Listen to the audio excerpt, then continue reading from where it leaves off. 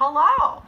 I am reading a very special bedtime story this evening from Camp Thunderbird, from the 5th grade field trip to Camp Thunderbird. Yeah! So I'm sitting here. Yes, Yeah. let's have a round of applause.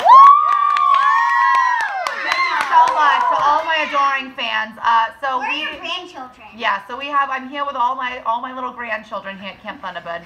Hello. And yes, and I know they're very excited to be here, but they're all going to stop talking so we can record the story.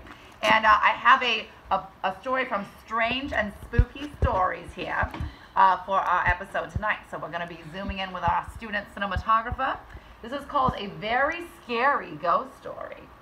Far away on the west coast of the Connemara in the country of Ireland, when the sun falls from the sky and the mist comes rolling in from the sea like a carpet. On such a night not so long ago, an old man was getting ready for bed. Oh.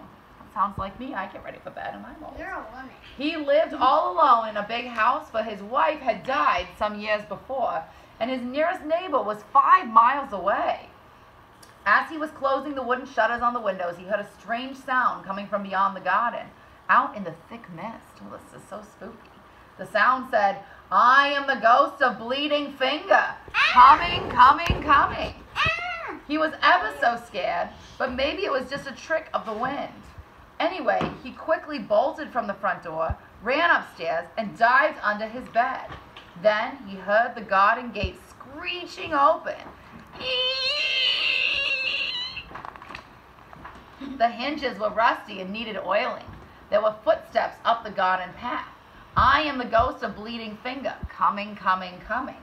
He shivered under his bed as he heard the door that he had just bolted screeching slowly open. What did it sound like, everybody? Oh, the hinges were rusty and needed oiling. There were footsteps across the corridor downstairs. "I am the ghost of Bleeding Finger. Coming, coming, coming." He shivered under the bed, but what could he do? There were footsteps coming up the stairs down toward the bedroom door. "I am the ghost of the Bleeding Finger. Coming, coming, coming."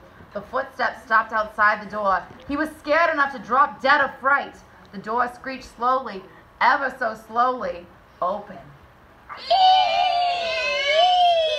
Oh my gosh, the hinges were rusty and needed oiling. The footsteps came across the floor toward the bed.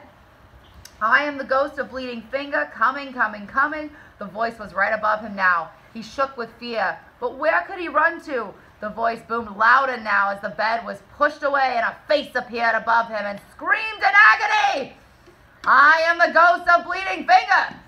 Have you got a bandage? My finger's really hurting." And that's the end of the story. Claps. Thank you so much.